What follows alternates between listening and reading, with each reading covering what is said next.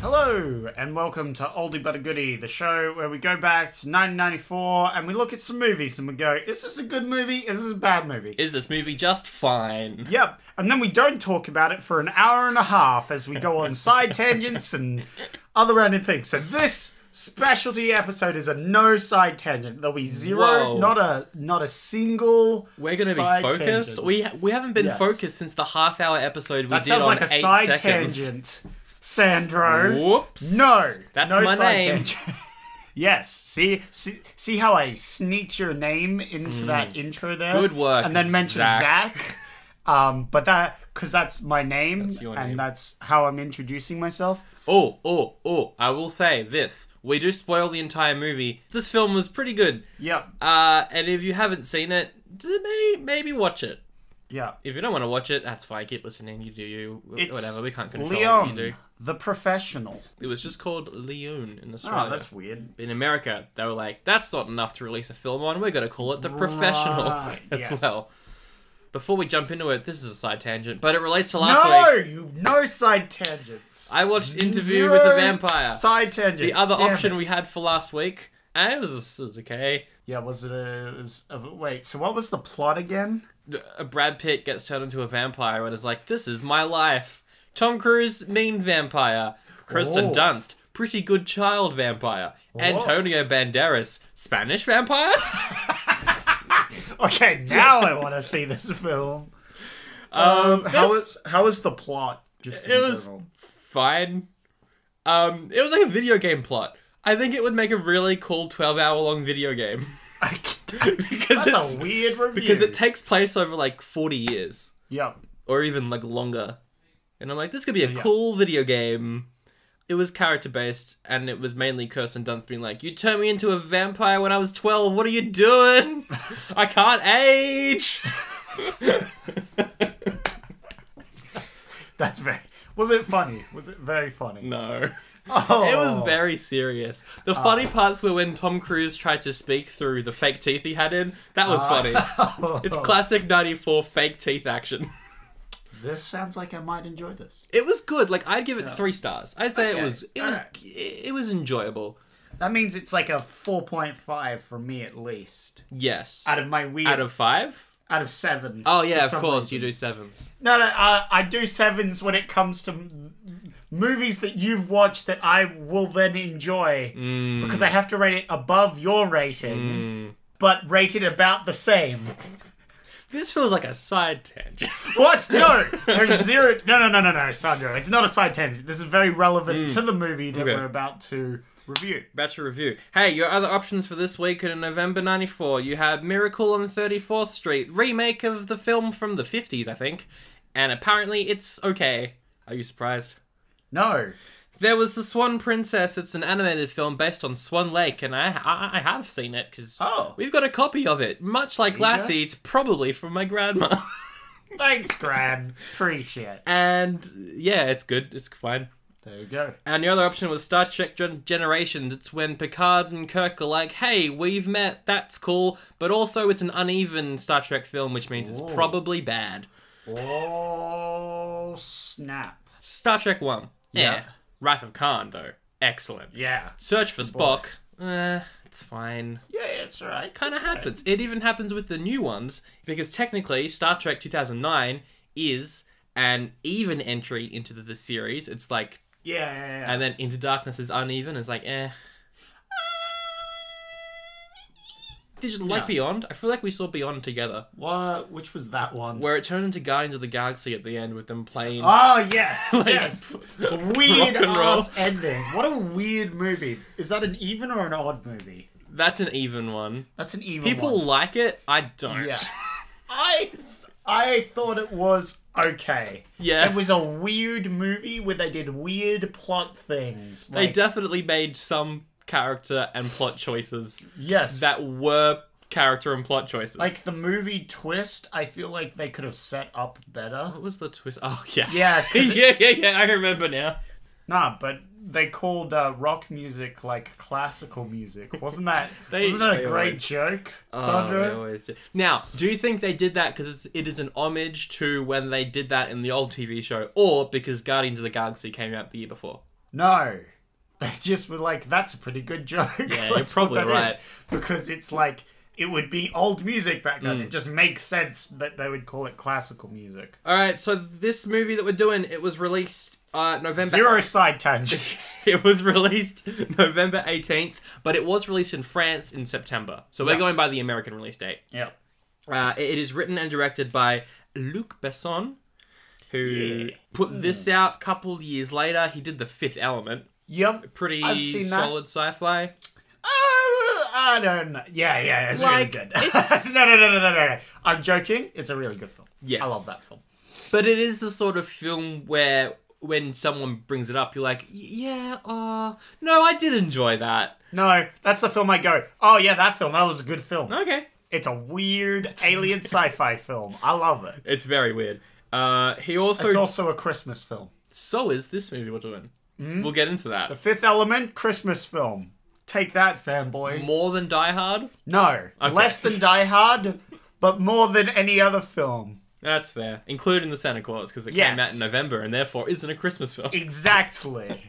Correct. He also directed The Messenger, which is the story of Joan of Arc, which is apparently really good. Haven't seen it. Most recently, he did the Scarlett Johansson, What If We Used All of Our Brain? That film. Ah, right. Lucy. Did you watch that? Yes, I did watch that. It's not bad. It was alright. It was cool. I liked it. Also a Christmas film. Sure. I'll tell you what definitely is a Christmas film, though. That's his 2017 visual-based sci-fi, Valerian and the City of a Thousand Planets. Yeah, that does sound like a Christmas film. It's a Christmas film. And he put out a movie a couple months ago called Anna. What's that one? Anna is an assassin. Oh, yeah, I think I remember seeing that. Assassinating people. Well, the trailers for it, not the movie. Apparently it's not very good. Wasn't it like Black Widow? But not as good. Anyway. Let's get into the cast. Jean Reno is Leon, or Leon. It's got an indent over the E. No. Keep going. I'm going to let you... No. He's Italian. Part Italian. No, aren't you part Spanish? Yeah, but then my grandma... Okay, wait. So you're Spanish and Italian. That's like a spicy meatball right there. That's a spicy meatball. Yeah. Get it? Because it's good. It's good. I like it. I will give it a pass, but probably cut it out of the episode. Oh no! You better not cut my spicy meatball out of the podcast. Nah, it's staying. I will listen into the podcast to make sure there's the amount of spicy meatballs that I put in there. Oh dear. We'll have a look around the 10-minute mark and see if we're up. Yeah. So Jean Reno, he did a lot of the director's previous films, so it makes sense that he's in this. Yeah. On top of that, he's in Ronin. He did The Da Vinci Code. Whoa. He did Mission Impossible. Mission Impossible, is it a popular film franchise that has only 100 movies? Yes, there are roughly 6, and he was in the first one. 6,000. 6,000. I believe. I guess if you count the TV show and each episode as a film. Oh yeah, no, you could. There's a lot. Yeah, no, but I mean, yeah. He also voiced Mufasa in the French dub of both the animated Lion King film and the recent remake. He's Mufasa, the French Mufasa, in both of them. Yeah, that's very interesting. Natalie Portman, she is Matilda. Yep. This was her first ever thing on screen ever. Yeah, wow. She was impressive. She was around 12 when this was being filmed. Yep. I mean, we don't really need to go into what else she did because she's been in everything. Yeah, she's been in everything. Yeah, no. She's one of the best actresses working today, so it's like... Yeah, good on ya. She's great in this. Yeah, she's really good. And it's surprising, like... There's like zero child acting in her child acting. So there is one scene that I really liked where she goes and she like very briefly talks to some other children. Yes. And it's so obvious that she is the superior child actor. Oh, yeah. Out of pretty much everyone we've done this year. She's an actor, whereas they're child actors. it's the boys, right? Yeah. That come over and like, this is our turf, huh? you gotta pay the bill to be at our turf. Oh, and she just gives them $100 and it's like, piss off, dickheads. I wonder if it's because the directors who make these more violent films are more of a filmmaker. What are you trying to say here, Sunder? Like, people who would do a film like Milk Money, nothing necessarily against that movie, even though it was bad. Do you mean the type of children they get? The type and the way that they direct them is very, like, sitcom-y. It's like, here's your line, just deliver it to the camera. Whereas, like, with this, it's like, you've got character, you've got backstory, you've got all these things you gotta do. Yeah, I think that's definitely a part of it, but you could tell that she has a sort of backstory. She understands she's an actor, she is playing this character. Yeah. Whereas those kids don't have a backstory. They're just a bunch of kids. That's literally their thing. And then they're told to say this line, so they do. We made the point with the Santa Claus, it was pretty obvious that the kid actor got his line, camera rolled, said the line, cut. Yeah, like, but I thought he was better than that. He was good. It was less like he's reading off the script, but he was like told by the director what to say. Yeah. And then he would say it, and it sounded more natural than him reading off it. Obviously, it's still like he's being handed the lines and all that. Yeah. But it sounded a bit more natural, I felt. But that's not a side tangent. That's relevant to what we're talking about. Relevant to the film. What also was relevant to the film is Gary Oldman playing DEA agent Norman Stanfield, who I just called Stan throughout my notes, because that's what I heard him. Good old Stanny boy. Again, like Portman, he's done everything. Yep. He's done everything. So I think we can all agree he was very good. He is so much fun in this. He is nuts. Yes. He's nuts. Yeah. He takes the pill and then he just looks up and cracks his back and just does this weird spasm. And then he goes crazy. He knows that what he's doing is ridiculous. Yeah. And he's just having fun with it. And that's what you want with a villain. It's fun. I think there's only one meme that I recognize from this film. But you know it's a good film when there's a meme of a scene. Yeah. And it's the one where he yells, "Everyone!" Yeah. It's like, what do you mean get everyone? I mean, get everyone! I love the parts where he was talking about various composers and kept putting on the different accents. Yes. Oh my God. Yes. This is great. Oh no, he's good. Great. He was in a Netflix film that came out like a couple of weeks ago called The Laundromat, and it's not a great film. It's enjoyable to watch, but it's a mess. But he and Antonio Banderas basically narrate the whole film. And they are so funny. Yeah, they're great. And he just throws himself into that accent as well. So he's really good with that sort of stuff. We'll get into the reception. 72% on Rotten Tomatoes. 72%. Definitely, I feel like it even deserves more, although it is a bit dated in some of its like themes, which we'll probably touch on a little bit. There's one storyline that maybe doesn't hold up. But yeah, I'd probably go like in the 80 region. Yeah, I'd put it at a solid 80%. That's what I'd put it at. There's no cinema score, but it's got a 8.5 user rating on IMDb, so that's pretty good. Yeah, that's pretty good. A lot of the reviews were like, performances are fantastic, action's fantastic, but it's a little shallow.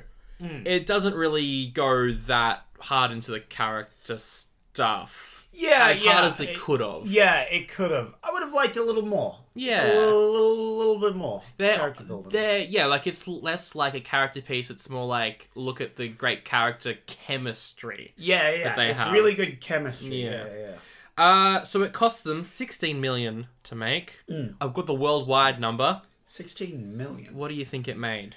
Oh. Considering this was 18 plus in Australia, so it would have been the higher rating worldwide. Yeah, it was like R-rated. Yeah. I'm gonna say it did really well. I'm gonna go 100 mil. That's a little too well for a film of this rating. Okay, maybe 80, get a little, 80 mil. Still a little lower than that. Oh, that's unfortunate. I'm gonna go 50 mil. It made just under 50 mil. Yeah, just under. So right, 46 million worldwide. That's still good. That's still pretty good. That's very good for an R18 film made by a French company. Yeah. that was distributed worldwide under the highest rating a film can get. That's very good. That's pretty good. They made good profit on that, so I'm happy. I'm glad it just didn't bomb. Yeah, exactly. Because good film. It shows up on a lot of, like, the best action film lists. Yeah. Not necessarily the best film, but the best action film lists. Yeah. It's up there. Now, before we jump into the synopsis, do note we watched the extended cut. We didn't watch the theatrical version. The director calls the extended cut the long version, which I like. Well, he's not wrong, is he, Sandro? It's 20 minutes longer than the theatrical That's longer. That's 20 minutes. That's a lot of minutes. Yeah. I think it works as an extended cut. I think I can't imagine cutting bits out. I finished the film and all I could think of was like, man, I would have liked to watch this a bit more. Like, seen a bit more of their like relationship before he spoiler carked it. Yes. You like how I put a little pause? That was good. I liked it. I like it. It's that gave them enough time to like panically pull out their headphones. But then they would have heard it through the thing. No. Because if you pull out the headphones on some devices, it automatically pauses because it's a podcast, right? Yeah. It would pause it on some. On some device. Yeah. Otherwise, you're just gonna have to be quick on that pause button. You know? If you're listening this at isn't work, a tangent, by the way. No. This is relevant to the. I mean, if you're listening at work on your work computer, you pull out the headphones. You just spoiled it for everyone in the office. Yeah, on the computer. Yeah, no. This is on your phone. Like, what are you doing in the... Hey, look, The Office had it coming. The font? The font. Right, yeah, so the font... It's alright. Yeah. It's got that bit of a, like...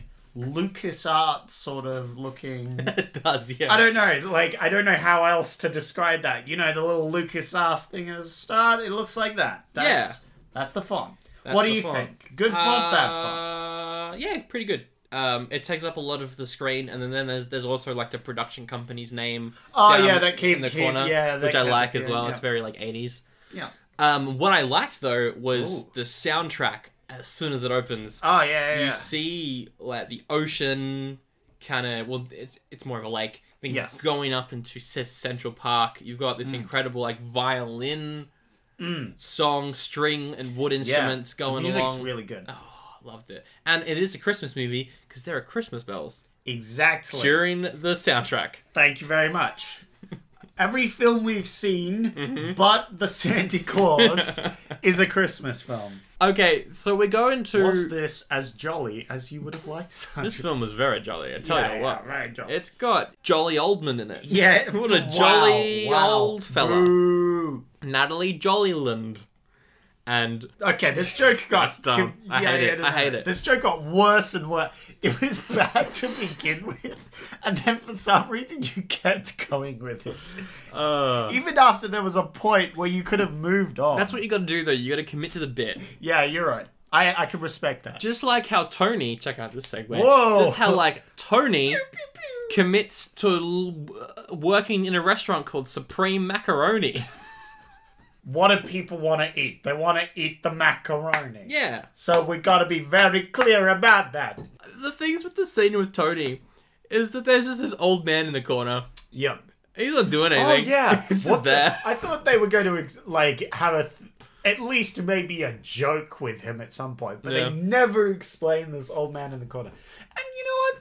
I'm kind of all right with that. I'm very on board. It's just this random old man who's also there and also gets food. And maybe he's like directed, like related to the director or something. Yeah. And it was like, put me in your movie.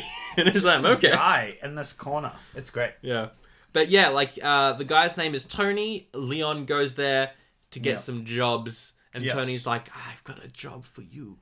Uh-huh. There's some guy who is encroaching on the drug lord's business. Right, yeah. This is like a minute scene. Like it's a 2-minute scene where it's like, we got a job. There's a guy who ain't talking to us. You gotta make him talk with us. Yeah. He goes to the guy's house. We get the montage of him expertly breaking and taking out the dudes and like good action. There's some brutal stuff here. Yeah. He's hiding in the ceiling and ropes a dude round the neck and just chokes him out. Yeah. And we see his feet sort of dangling and it's like, oh, whoa, okay. Well, this is pretty intense already. He does this a lot where he uses people as body shields in a way that like he convinces them that the body shield is already dead, so they just let loose on it. Oh yeah, but they're not dead. Wait, no, but that's later on in the film. He does it again at the start as well, though. Oh, he does it at the start as well. I don't remember it from the start. I remembered it from the end. But yeah, the end one is even more brutal. Yeah. I really liked how you're following the guy he is trying to get to talk throughout this scene. And you can hear his heartbeat the entire time. Yeah, and he's like, just like, that's cool. Yeah, he was very heavy breathing by the end there. And he's running around. He's trying to reload his guns. He's firing everywhere. He's just panicking, and eventually he like backs into a corner. But behind him, in the shadows, Leon comes out and is like, "Hey, I gotcha!" Gotcha. He puts a knife to his neck and is like, "Hey, I'm gonna make a call and you're gonna talk to the crime boss dude." Mamma mia! I'm just an Italian hitman. I'm making a call. No, he's very a quiet man. Yes. He doesn't tend to talk too much, especially. He doesn't really say much for the first like 20, 30 minutes of the film. Yeah. It's very good. I love the how mysterious and tough he is at the start. It's very good. I think it's done very well. He dials the number. His mark talks to the boss, and then the boss guy's like, "All right, we're done. Thanks. Cool. Thanks for this. Great chat. Call you next week. Bye. Love you." Click. And Leon's like, "Hey, my job is done. Hey, jobs are done. Now I get paid now. I'm a sneak into a shadow. Goodbye." He goes over. That was me. What was that accent? That was almost like British. He goes over. He goes over, mate. He goes over to his apartment building. And Natalie Portman's there and she's bloody smoking up a storm. To direct quote. Yep. So she's got like a bruise on her cheek and he's like, "Oh, that's not good. Your dad a mean bloke." And she's like, "Yeah, nah, mate." Feel like I don't want accents anymore. I think I'm done with it. Yeah. I'm done. She's like, "No, I had a fall," and he's like, "Yep, sure you did."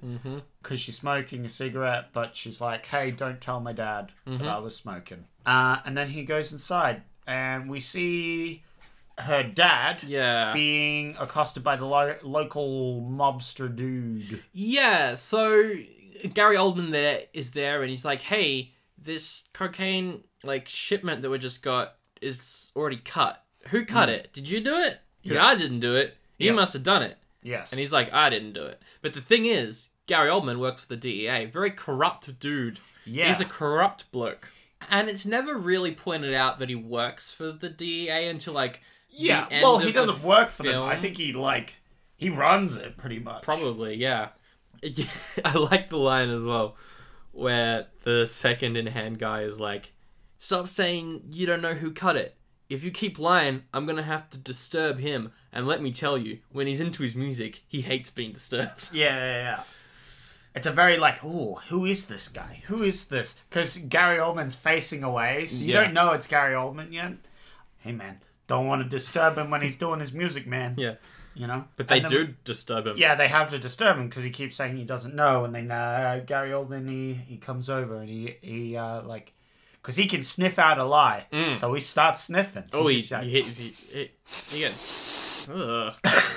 gets deep in there. Yeah, no, but that's very realistic to what he pretty much does. He almost hugs the dude, just sort of sniffing around him, and then he pats him on the cheek, and he's like, "Yeah, of course you didn't. Find the guy who did cut him by tomorrow afternoon." Exactly. And so he leaves, and the dad's like, "Oh, don't know what I'm gonna do. Don't know what I'm doing." Meanwhile, Leon is watching all this in his apartment, and it ends, and he's like, "I'm gonna have to keep an eye on this. I'm gonna go to sleep." In a chair. He sleeps sitting down in a chair. That's just what he does. What a cool dude. He's like my grandpa. Yeah, sure. It's just a fun fact. I can neither confirm nor deny. Well, it's it doesn't go to sleep, doesn't go to bed, but you know, the typical grandpa, grandma, they go to sleep in the chair. They have a good old grandpa nap. That's or true. grandpa nap. In the case by case. Sure. Are you committed too hard to that? Yeah, I certainly did. The next day, Natalie Portman, she wakes up. Well, her name is Matilda. But she picks up the phone and it's a school. Yep. And she's like, oh, yes, this is the mum of the house. Yep. And the school's like, why aren't you coming to this private school your dad has paid for like the entire year? You're not showing up. If you don't show up, we're going to have to like take your money but not let you come because you haven't been here for weeks. And she's like, my daughter's dead. Yep. And hangs up. That's important because it comes back at the end. It comes back at the very end though, like the very end. We get shown the rest of her family and it's like she's got her stepmom and her stepsister or like half sister or whatever. Yeah. Who likes exercise tapes. Yes. And watching them on TV. Yeah. Which is fun. And they're all scumbags, pretty much. Oh, aside from the 4-year-old... No. I was going to get to that. Yeah. Do we see the 4-year-old before the scene where he dies? No. It's just like, he's introduced then, and it's like, oh yeah, and now he's dead. They really do kill off a 4-year-old in this film. Yes. Yeah. That's a key plot point, Sandro. Yes, I'm glad you picked up on that. Hold up. What do you mean, good on him? I mean, they committed. Oh, well, yeah, they committed to the bit of killing off a 4-year-old. The whole point is it's a horrible act. Yeah, like, exactly. It's like a not good thing that's like, why would they kill a 4-year-old? It's just a 4-year-old. Well, they did. They've done a cut, like, 94 has been kind of tame on the violence, but pretty hard on killing things that you wouldn't normally kill. We've had a 4-year-old. We've had a dog being hung in Fresh. That's true. We've had, like heaps of just stuff like that. But they're all like dark movies, you know? Oh, yeah, they're all, But like compared to now, it probably wouldn't happen. Not as much. Although I'm still thinking dark movies. We've seen some dead cats this year. 2019, the year of herding cats on screen. Wow. What a great tagline for 2019. This is what 2019 will be remembered by. Boy, did they hate cats for no reason. All in the lead up to Cats being released at the end of December. Oh no! So many cats are gonna die in Cats. Yeah. Oh, I hope so. Because those things are horrifying. Are we gonna see it? Probably. I don't want to. I don't either. But I'll do it for the bit. Yeah, I'll do it for the bit as well. But boy, I'm pretty sure watching that, I'll want to hurt a cat after watching that. And by a cat, you mean a person with hair all over them. Because they don't look like cats. They look more like rats. Yeah. But not just a person that looks like a cat, just anybody with hair all over them. This is definitely a side tangent. Yeah, but no. Not a side tangent. Moving on. Leon, he returns from the cinema and sees that Matilda has a bloody nose. And he's like, oh no, what did that? And she's like, nothing. You want some milk?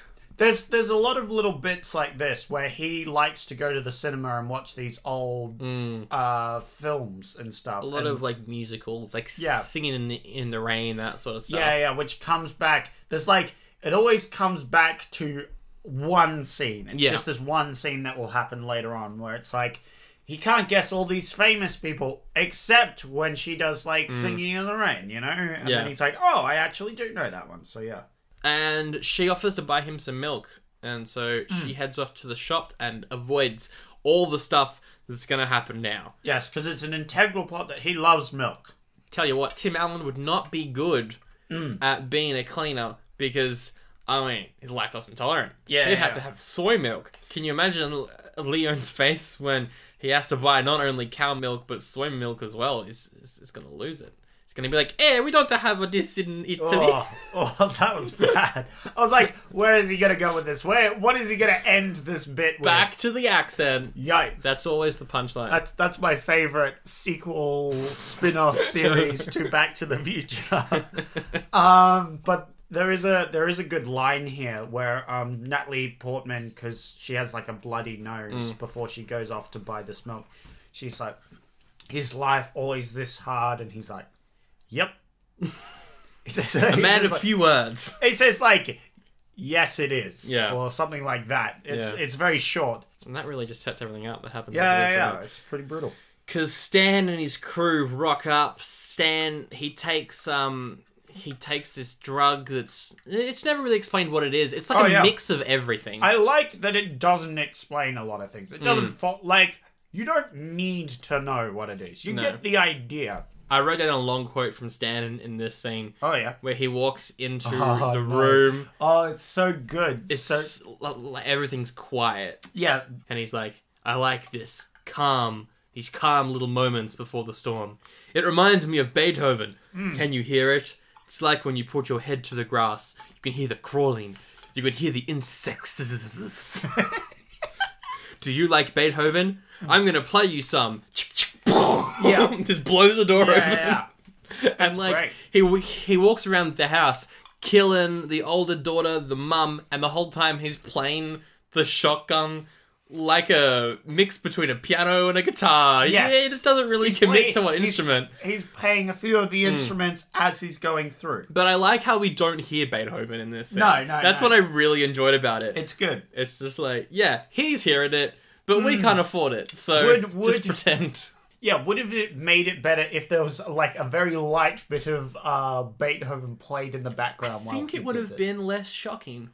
Yeah, it does lose. Yeah, it's a definite shock factor scene. It would have gone from shock factor to ridiculous funny scene. Yeah, exactly. So. Although maybe they could have still done it shockingly in like a Tarantino sort of way, because he does that a lot. Yeah. He's got like those sort of songs playing. Oh, it would have been shocking, but it would have been funny how shocking. Yeah. The contrast is what makes it funny. The way he kills the mum, though, is brutal. Oh, yeah. She's just chilling in the bath, jamming out to some possibly Beethoven. Probably. We don't know. And then he just bash open the door, bang, you're dead. It's like a wide shot. The camera is on the roof. Oh, yeah. And you really do see it. Good. It doesn't linger on the shot, but it's there for, like, enough time for you to notice, ugh, gross, and then it cuts to something else. It shoots and all the bubbles fly off in like a scatter shot as well, which I thought was very good. And then he goes to the dad and is like, do you like Beethoven? Probably not. You're more of a Bach man, yes. But like he just keeps changing accents and he commits so hard to this scene. It's so good. Yeah, it's good because he's like, you're more of a Mozart man. You're more of a Mozart. You see, Mozart, it's a bit too light for this sort of work. It's a bit too light for this sort of work. Yeah, he does say that. So I like the Beethoven, Beethoven. Although after the intros, it does get a bit boring. Yeah. See, that's why I stopped. Because it gets a bit boring after that. It's such a good moment. Yes. It's great. It's really good. And then they kill a kid. Yes. So they're searching around for the cocaine. Yep. While they're watching the 4-year-old kid's like hiding under the bed, whatever, and they're like searching around. And things are getting tense because the dad has a gun behind his back. Mm-hmm.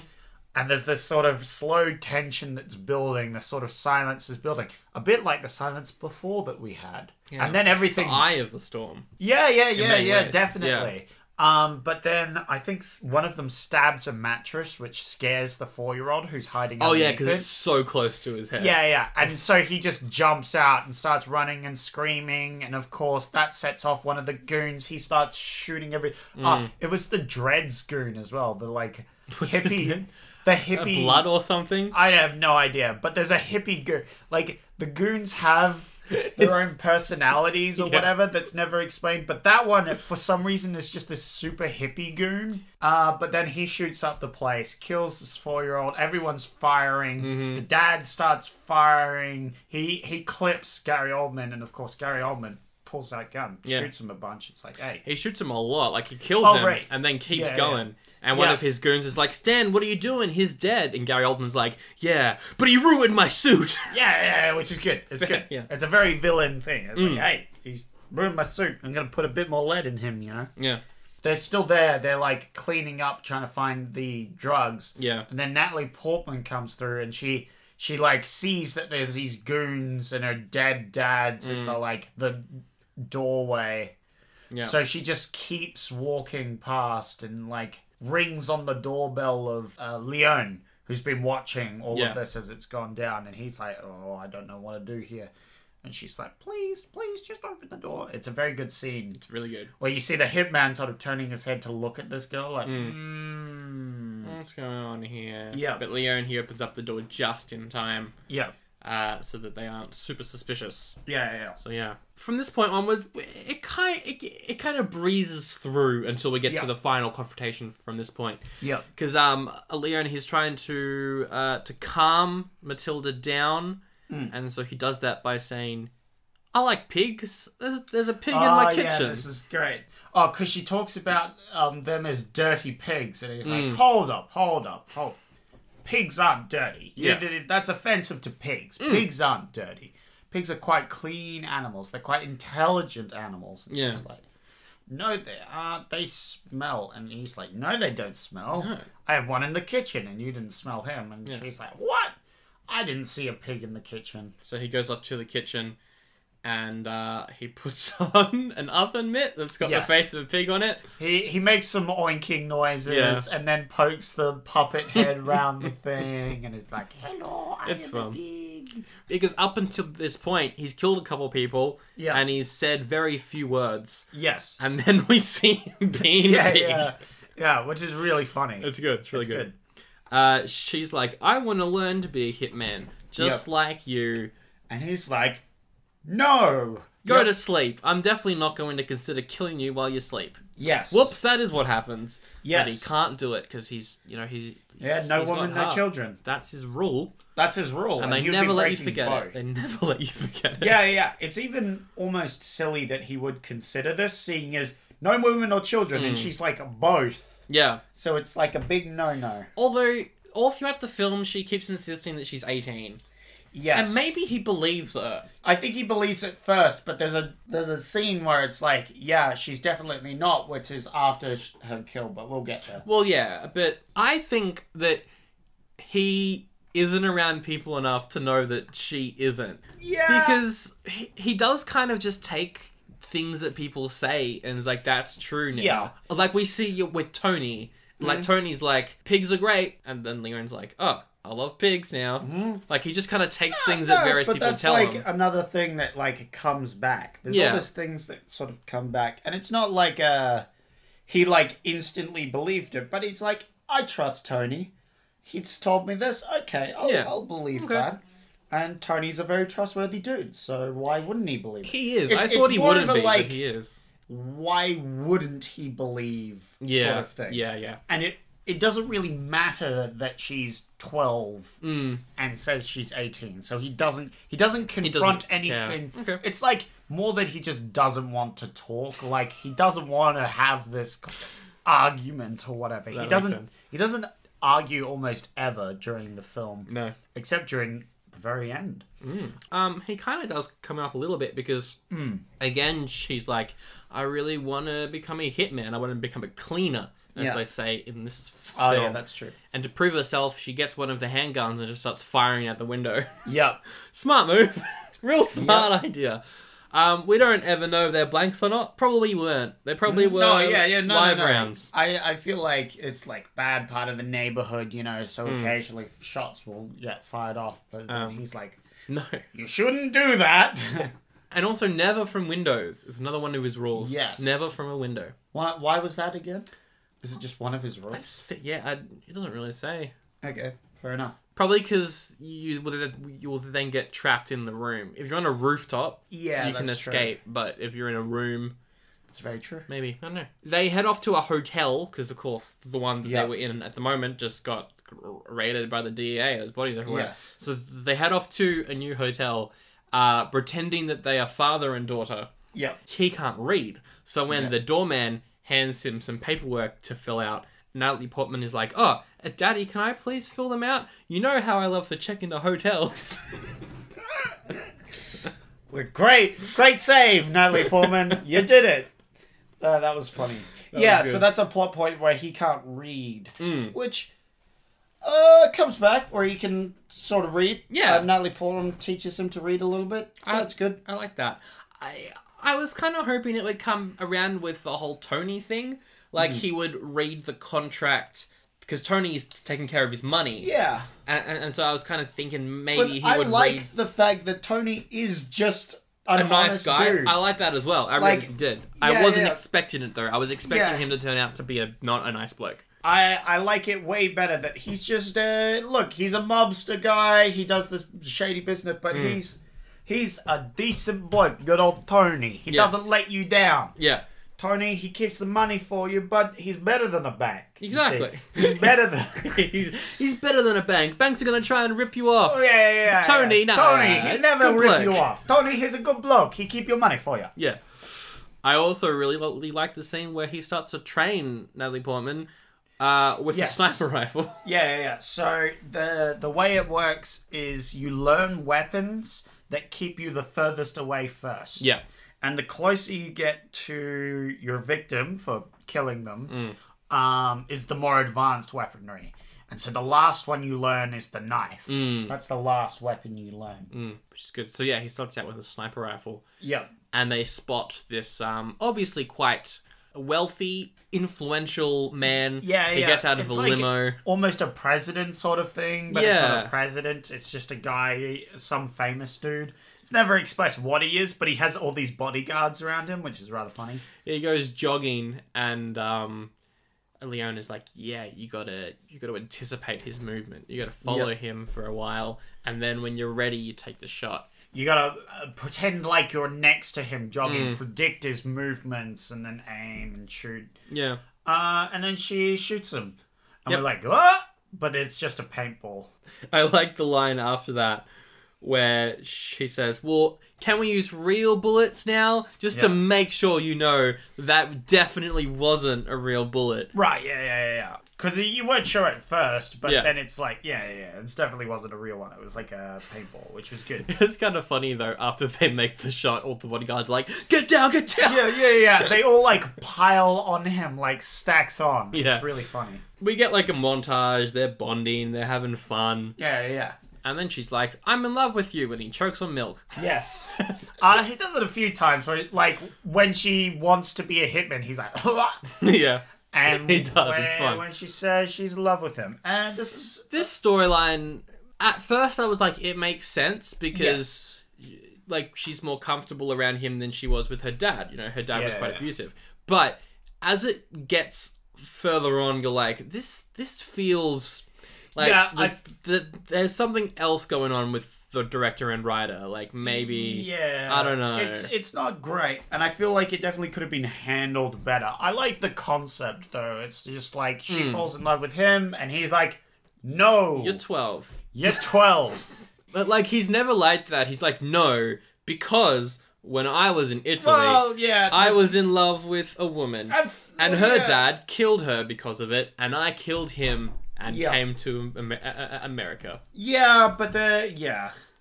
But that's the only It's reason just- he gives, which is a bit weird. That's the main reason he gives her. Yeah, that's the one reason he gives, but there's other reasons, obviously. There's obviously other obvious unspoken reasons. Yeah. But yeah. But yeah, I feel like it could have been handled better. They play it off for comedy the first few times. Yeah. And it's kind of funny.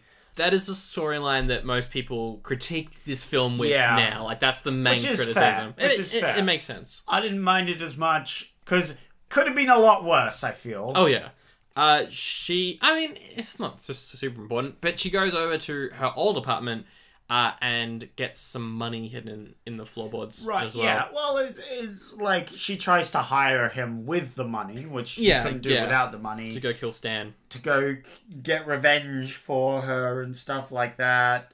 She finds out that he's in the DEA and gets the room number that he's in. Yeah. She gets all the details in this scene, and it's then like, can I hire you to get this guy? And Leon's like, no, revenge never ends well. Yeah. Which is fair enough. It makes sense. But she's like, nah, I'm upset about this. She threatens to kill herself at this point, right? Yeah, this is a very tense scene where she gets a gun, fills all the or like 3 of the cylinders, so there's like a 50-50 chance or something like that. Yeah, no, she holds this barrel of a gun to her head, and he's like, I heard the bullet in the chamber. it's gonna go off. And she's like, well, you know what? I hope you don't love me like you say you do. Yeah. Because if there's even a little bit of love, you're gonna regret this in 5 minutes. And yeah. And then she goes to pull the trigger, but he knocks the gun last minute out of her hand, and it shoots like the lampshade or something, and she's like, got him, I win. Good work. And then he's like, all right, fine, I guess I'll take her to see Tony. So they go see Tony, they get a couple jobs, we get a montage of them breaking into people's houses with it's great. They stick a bit of gum on the, what is it called? Like a door looker thing. Then Natalie Portman is like, I am a little girl, please help, it's dark out here. And so the bystander will open the door, and he's figured out where the chain is on the door by like tapping on the door very quietly.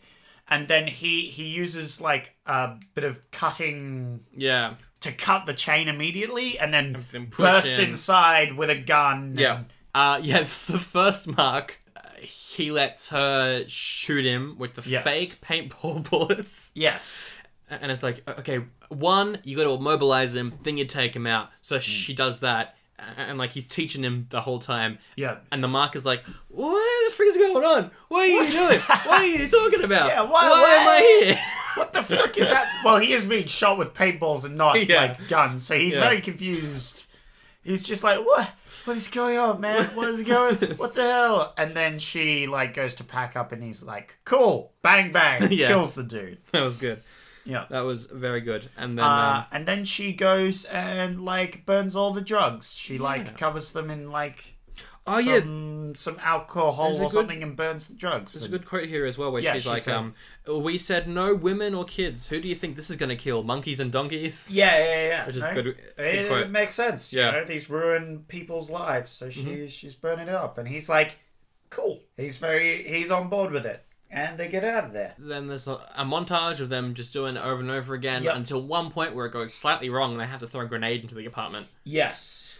And that's when Leon is like, maybe this is too dangerous for a 12-year-old. Well, this is the one where like someone was prepared for it and like pulled out a gun and started shooting.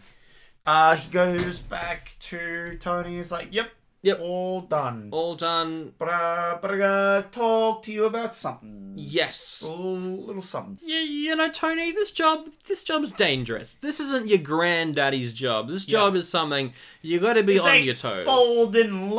This ain't the folding the laundry, Tony. Yeah, this ain't the making the pizza pie. Yeah, this ain't making the pizza. This ain't making the very nice macaroni. No, it's more like making a pufferfish. Where if you mess it up, you will die. Mess it up, you die. Yeah, that's a good analogy. Similar. Very nice, very nice. Yeah, I am a cultured Italian. I want to try it one day, although I'm very nervous too, because you'd have to go to the country. It has to be professionally done. I don't think you'd want it to try some back alley Australian version of it. No.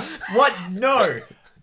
I'm pretty sure that's illegal for several reasons. Almost definitely. But it's also Melbourne, and you can get anything you want for a price. Look, I was 100% not planning to get back alley stuff.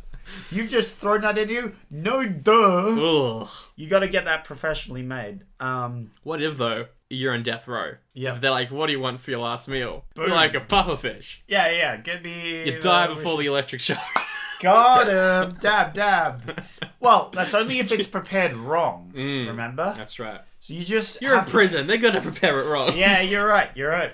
Well, yeah. Anyway, good fun. Did you hear... This is a tangent. Good fun. Love dying. Did you hear about... Death row. About hilarious. The guy who got a life sentence and he died for a few minutes and he's now like, yeah, I served my life sentence. Let me out of jail. Yeah, that's... fair, right? Yeah, exactly. It's a good loophole. Just put yourself in a very close to death state for a couple minutes, wake yourself up and be like, good, serve my sentence. Let me out. Yeah. But yeah, he's like to Tony, if something happens to me, all the money I've saved up should go to Matilda. And Tony's like, yeah, all right. All right, fair enough. Sounds good, mate. I'm sure you won't die later on in the film. Whoops. He does. What do you mean, what? Since when? What? No. He's a dead bloke. The film should be called Leon. He's dead at the end of the film. Watch out. The professionally dead at the end of the film. So he goes off to do a job by himself, leaving Matilda in the house, and she's like, I wanna do something. I know what I'm gonna do. I'm gonna go over to Stan's DEA apartment. And kill him. What a great plan for her to go to a place where even he said was hot. Yeah, definitely. There's a lot of guns and stuff. It's a very hard job, and she's just got to do it on her own. She pretends to be delivering food and gets into the place. She follows Stan to a bathroom where he's like, "What were you doing following me? One sec, let me take a pill again." All right, let's get back into it. It's great because he's noticed her coming in, but not led on. And then when she goes into the toilets, there's one stall that's closed, and she goes towards it, and then from behind her, he closes the door of the bathroom and is like, "Hello there. Hello. I knew everything." And he's like, "Why are you here? You killed my brother, and you want to join him?" I thought that was a good line as well. A good line. But then one of his goons comes in and is like, "Hey, Malky, your second in command guy, he's dead. Some Italian hitman came in and killed him." Oh, got him. And Matilda's like, "Oh, I know an Italian hitman. I wonder who that could be." Yeah. I'm going to have to talk to Tony, because Tony knows all about the Italian hitman. Yeah. So Stan goes to talk to Tony. Meanwhile, Leon, he goes back to the apartment, sees that Matilda's gone to the DEA, heads there, saves her very quickly by just killing everyone. Yeah. And they head back to the house. Yes. There is a line, though, before he bursts in, where one of the goons grabs a slice of pizza that she brought in. Yeah. And the guy's like, "Careful, mate. It might be poisoned." He's like, "Nah, man. There's no anchovies on this," or something. Yeah, so he saves her. Meanwhile, Stan goes over to Tony's place, threatens him, is like, "Hey, who is this Italian hitman?" And we assume he tells him that it's Leon. Yeah, this Italian hitman came in, killed everyone. And then, just an hour later, this girl rocks up, and this same hitman comes and gets her. Yeah. Do you know of a professional hitman, the professional hitman, with a girl that looks 12? And Tony's like, that... You know what? That kind of rings a bell. You know what? I think I might know what's happening here. Mm-hmm. Then they go over to Leon's place. We get a scene that we're going to probably butcher in the synopsis because his action sequence is fantastic. So again, it's really cool. If for some reason you haven't seen the film and you're still listening, watch the film. This is the most important bit of the film. It's and the most cool. It's half an hour of solid action. Yeah. It's just non-stop and it's very good. This is a good action film. I think they've got the nice balance of action and comedy non-action. And funny and family action and non-action. Because you can't have... I mean, you can have all action, but it doesn't bring the... it's like you having a nice a soup. Sure. Or something. You can have just a pumpkin soup where it's just pumpkin. Yeah. But you want a little bit of bacon. A little bit of bacon bits. That boost. I put a bit of spice. Yeah. You put a bit of spice. You put a little... You gotta have these other bits with it. Otherwise it's just plain soup. Exactly. And you can't have a plain soup. Nothing wrong with that. Yeah. I'm just saying. This isn't a tangent. Moving on. Time to time. No tangents. Zero tangents. Natalie Portman comes back from the corner shop to get some stuff, and on the way into the apartment... milk. It's got to be milk. Just milk. Always drinking milk. 2 cartons of milk. That's what he always gets. Always 2 cartons there is. Because you want to be prepared. And the apprentice. Exactly. She's on her way back to the apartment. She gets grabbed by a bunch of Stan's goons. They're all in riot-ish gear, wearing... balaclavas, they're all dressed up. Yeah. She's grabbed by them, and then they move into the apartment because she's got a special knock. She tells them to use the wrong knock, though. Yeah, so Leon knows. And then just blasts them, kills them all, kills the entire first wave. Yep. Then we get the classic from Gary Oldman. He's like, it's my favorite, where it's like, all right, get in everyone. And he's like, wait, what do you mean everyone? And he's like, I mean... everyone! Cut to Yes, every as he, single like- cop in New York City showing up. Yeah, he yells this out, and it's very animated. It's really good. It's really good. And makes a good meme, as it turns out. Definitely does. This is the one meme that... There might have been other memes from this, but that's the one I've seen and remember, and was like, oh, that's the May. You know it's a good film when there's a May. Of course. Like Pulp Fiction. You got so many. Yeah. The more memes there are, the better the film. Just saying. Sure. Here's how I put it. Like, the more memes there are, it's usually only in good films. Unless it's specifically The Room. I mean, yeah, there's or also The Room, secret films. great film. I mean, it's very good. There's also films, and their very existence is a meme. Yes, Emoji that is- movie, Angry Birds movie, yeah. that sort of stuff. Their very Garfield existence movie. I wouldn't put it in the same category as those two, but the Garfield movie is woo. I What a haven't movie. seen it in so long. Yeah, I've yeah. got it as well. Really? Yeah, I've Wow. got them. I haven't seen them in years. Yeah, no, I'm sure the Garfield they're terrible. movies are glorious, I think is what you meant to say. Leon continues, he kills wave after wave. They eventually let Natalie Portman go, and they then take cover in the apartment, but they're snipers. So he's like, alright, I'm going to punch a hole in this wall where I know that there's going to be a drop to the ground level, Yep. and I'm going to put you in it, and then you can escape. But she's like, but what about you? Yep. And he's like, nah, yeah. Nah, yeah, I'll be right. Yeah, she'll be right. How about you just drop down there? You had dropped. That's good. That's good. Oh no! Someone's fired a rocket into the apartment of blown up. Oh yeah, no, it's a great where they're arguing and they're like, hey, you know, I don't want to go, don't want to leave you, and he's like, no, you gotta go, and so she does, and then he like turns around and like roars at the ceiling. Or Yeah, something. he does do that. She's like, It's like a weird shot where the camera is on his bottom jaw. no, it's like looking up from his bottom jaw. Well, at yeah, his like it's eyes. like that. Yeah, So yeah, you at his see- eyes, and you just see this him like It's pretty good. and then the building, like the room gets blown up by like a rocket launcher.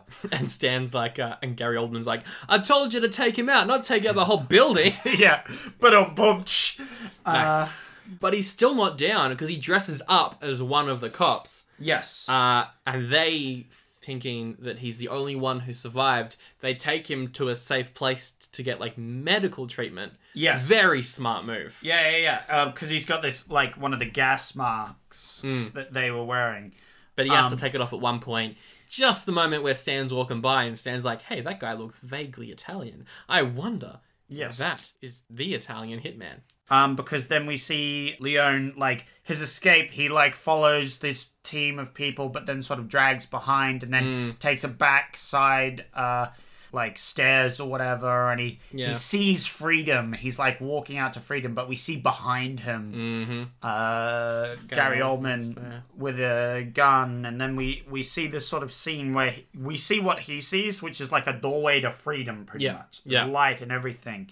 And the camera just sort of falls down as if what he's seeing is him falling down. It's so good. Yeah, it's a really good It's a very cool scene. Meanwhile, Natalie Portman has escaped and she's out in the streets and she's running away. Yeah. You see that in this part as well. And he was like this close to getting away with all of that, which would have been crazy, which would have been amazing. But he doesn't let Stan live either because he pulls the pin. He does the ring trick, as he likes to call it, where he pretends that he's got something in his hand, but it's actually just the grenade pin. And then he like opens the guy's chest and and it's full of grenades, and he's like, "Uh-oh!" And the whole place, goes blows up. up. Yeah, it's good. It's a really good scene. We then wrap up with Matilda going over to Tony's house, and Tony's like, "Yeah, Leon wanted you to have his money. You can do it, but maybe when you're older, come back every month. I'll give you like an allowance. Yep. And then once you're 18, it's yours." Yeah. Is basically what he's like. And she's like, "But I want to get a job as a hitman as well." And he's like, "Nah, you're 12. Go to school." Yeah. It's like, fair enough. Yeah. And then she goes to that old boarding school that she was trying to avoid, and then explains her situation. And the lady's like, "Tell me what really happened." And she's like, "Okay, so my parents got shot because of drug issues. And then I stayed with this super hitman for ages, and then he's just recently died. So now I'm here. And if you don't take me in, I'll be killed. Yeah, that was good. I like that. And then the lady's like, she's just frozen. I want that to be on audio. There's just this silence as she just stares at her. Yeah. And then we see she goes and plants the plant that they've been taking care of. The whole time Leon has been taking care of this plant, and there's a key point where she's like, you know, the plant would do really well if you planted it, if you let it grow some roots. Yeah. Of course, it's an analogy to Leon getting like some family roots and stuff. Yeah. And so she then plants the plant, meaning that she has now got roots in the school. And I'm like, that's cool. That's good. Yep. It's a good way to end it. Wrap it up. It's a good ending. We get a pretty solid ending song as well. Yep. Which I really like. We're all in this together. Exactly. It turns into a High School Musical. 100% it's a goodie. I think out of action films, like straight action films that don't have a gimmick like Speed, this is probably the best one we've done so far. Like, the action is solid the whole way through. Yeah. I mean, I like this one slightly more than Speed. I'll say that. Same. But that doesn't diminish from Speed. It's just like, this has a pretty good movie. Speed is a movie. This is a film. Yes. What's the difference? Who knows? Yes, but that sounded very good. That sounded very philosophical and like, there's a slight difference there. I think, there's reasons. The one she's in love with him storyline thing perhaps doesn't age that well. No. That's an ironic way of saying that. Hey. Oh. Like, that's the one thing that isn't... That doesn't hold up. It's like the one thing that doesn't hold up. The rest of it's really good. So it's like, it's definitely a goodie. A massitive fan of this. Yeah, the guy who plays Leon is so good as well. His face is really so iconic for this role. Yeah, it's really good. So I think that's all we can say. 2 goodies from us. 2 goodies. What's next? What's next on the agenda? Look, I've got some facts here about the sequel. Oh yeah, because Luc Besson, he did write a sequel. He wrote a script called Matilda. It was meant to be a sequel to this that he wanted to make when Portman was a little older, when she was like around the age of Star Wars Episode 2-ish. He was like, I want to make it around then. But the problem is, he left the studio that released this movie, Gaumont, in 96 to make his own film studio. Right. And Gaumont were very upset about that. Yeah. And are holding the rights to this film very close to their chest and are like, you're not making a sequel. Wow, that's rude. We'll make a sequel if we want, but no. I hope they do, because I'd like to see, like, it's Natalie Portman, and she's the hitman now. And then there's, like, another kid. Yeah, there's, like, another, like, kid, and she's like, I remember this happening, and she's like, no, you're not going to become like me. But then he does, and it just sort of... It's like a weird parody repeating of the whole situation, which would be cool. I mean, I'd 100% watch it. Saying that, though, there is a film in 2011 called Colombiana. Interesting name. Zoe Saldana is the lead, and according to the director, they used that script for Matilda as the original outline of that film. Oh, there you go. Because Luc Besson also helped write it. So I guess it's like the spiritual successor. Yeah. Because we may not get an actual sequel. But Colombiana's bad. So don't watch it. Do you know what we call that? What? Irrelevant. Not part of this film franchise. We'll ignore that. We'll pretend it never happened. It's a bit of fun fact for you. Yeah. If you've seen that film and seen this film, you'd go, how's that? Yep. But if you don't care, same. How's that? I don't really know what to pitch for a sequel on this one. I mean, you kind of just pitched yours. Yeah. Well, that's definitely my sequel, where it's like a grown-up her. She went to this school, she got these prestigious degrees, and then became a hitman. Maybe not for Tony, but someone else. Ooh, that'd be good. Although I do like the idea that Tony is now the old man in the corner, and there's a new guy. Oh yeah, that would be funny. That would be funny, actually. I was thinking more that he's still in the movie, but he's not the one who hires her. Okay. But she like goes to him and stuff for help with mob connections and other things. But she works for like several different people or something like that. So My one, I'm going to go prequel. I'm going to go, Gary Oldman's character, because he's quite manic, right? Yeah. He's quite theatrical. Quite similar to a certain Batman villain. Yep. So Gary Oldman, he's just a regular working class dude at the DEA. So but the problem is, society really hates him. There's a key scene where he's walking back from home. He always wanted to be a comedian. He always wanted to be a comedian. And so he tried it out. He tried it out. Oh, yes. He wanted to be the next Tim Minchin. He wanted to be a real musical comedian. Yeah. And so there's one key scene where he's walking home from a concert, and some of the people who went and saw him were like, haha, look, it's the guy who bombed, and they kick him on the ground, and he falls down, and he's sad, and he's crying, and he crawls up into a ball. This really sounds like a film that's come out recently. And that I've already done a sequel pitch for? Yes. Yes, you're right. You're using it a second's time because you can't think of anything else better. This film is called Stan. What, like the cable company thing? Like a subscription service? Like our version of Hulu in America. Stan. Nice. Stan. And it's bad. Yeah, because the thing is, the Joker, right? Most successful. Makes sense. It made, out of every comic book movie that's ever come out, Joker is the most profitable. Because it was made for a small budget, made heaps of money. There you go. So of course we're going to get a bunch of copycats. Yes. Makes sense. But we get a film called Stan. Let's go next segment. Raving reviews. This is the part of the show where I talk about some of the review. I go deep into a society that we live in. And I pull out the greatest reviews. See, I don't want any of those corporate shills. None. No professional reviewers. They're all corporate shills. They're all built up. I have to go to the people. People's word. Because they know the best. And I have to go to the best of the best, which is obviously Rotten Tomatoes. They have the best user reviews guaranteed. Yep. And you can tell this because I've got a breakdown of this movie as our first one. All right. So, and I've got to guess what they're rated, right? Yeah. Cool. You've got to guess what they're rated out of 5. All right, out of 5. Out of 5. And this one really breaks it down. This is an easy one. I just want to point that out because they break it down really well. Okay. Because they do it just like how we do it. All right. Shingo. It's got title. Leon. Yep. Story, writing, message/plot. Okay. 5. Whoa. Character and acting. 5. Agreed. Music and sound. 3. Oh, I disagree with that. Yeah. Interesting. Chemistry editing. 4. Chemistry and editing are two very different things, but okay. Yes. Chemistry should be with the actor's character. Probably. Anyway. Age and originality. Okay. 3. Fair. Which is 20 out of 25.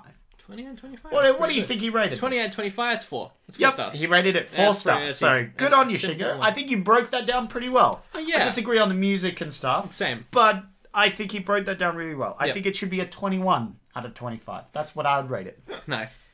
So then we have a person with no username. Alright, They just didn't have a username. Or they got banned from the site, but the review's still there. Yeah, that's true. That is a good point. Gary Oldman is fantastic in this. And you can't disagree. He really is. I'm not going to go 5. I'm probably going to go 4 again. You're going to go 4? Sadly, it's actually 3. Ooh. They rated 3. I think they only liked Gary Oldman in this film. Then we have Larry. Larry. Good old Larry. He said, violent, loud once, but good. Huh. Alright. This is the exact wording. I'm reading it out to you. What do you think, Larry? Good old Larry. 3. Oh, very close, very close. 3.5. 3.5. You were very close on that one. Always forget about the 0.5. Yeah, you gotta remember the 0.5. Sorry, I'll remind you next time.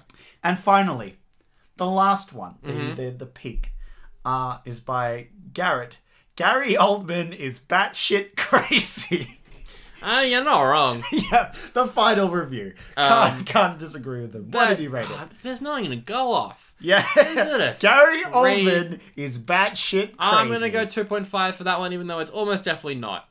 It's definitely not. It's 5 out of 5. Hell yeah. Get me that, Gary Oldman. Very nice, very nice. That 5 out of 5, which I can't disagree. He is absolutely. I'm liking this segment. It's good fun. Yeah, it's a good bit of fun. Thank you. And that's the definitive reviews for this movie. There are no other reviews that matter. Those are the ones that matter. Well, that is our episode of The Professional. Thanks for listening. Thanks for listening. You thanks for listening. No, as an I. So do you... Thanks for listening. Thanks for listening. It's a jolly good thing that you're listening to our podcast. Check us out on the iTunes. Leave us 5 stars. Or maybe you listen to our Spotify and give us a little subscribe on our Spotify. Or maybe you listen to us on our YouTube. A thumbs up. A thumbs up. Yeah, that's it. You can also email us if you want. All links in the description. All right. So, Sandro. All right. You got 3 choices. Cool. For next week. We have A Low Down Dirty Shame. What? A Low Down Dirty Shame. All right. Prediction. This is a Western. It's not actually a Western. It's just a comedy. No. Ooh, okay. It is a comedy. It's an action comedy. Nah. About a private eye. Then we have The Page Master. Okay. Macaulay Culkin enters an animated world. And it does fantasy stuff with a sword. Okay, so, look. He enters an animated world. Mm-hmm. He has a sword, does some stuff. Macaulay Culkin, I haven't actually seen any of his other films aside from Home Alone. Oh, no, I've seen Richie Rich. He's good in that as well. So maybe he's good. I don't know. Okay, cool. Cool. Good to know. And then we have Junior. Mm-hmm. Schwarzenegger gets pregnant? What? Danny DeVito is a doctor as well. Whoa! That has Arnold Schwarzenegger and Danny DeVito. Sandra. I'm Sandra. Obviously picking Junior. yeah. Out of those picks? He gets pregnant? Definitely. Danny DeVito's the doctor. Whoa. I mean, what else am I going to pick? Yeah. What else am I going to pick? That sounds pretty good. What was your favorite quote from that movie? There's a few good ones. I like the calm little moments before the storm. Mm-hmm. It reminds me of Beethoven. Can you hear it? It's like when you put your head to the grass, you can hear the crawling. You can hear the insects. Yeah. Get everyone. What? Everyone. What do you mean by me? I mean everyone. Ouch. Yes. I'm sorry for people using headphones. Yeah.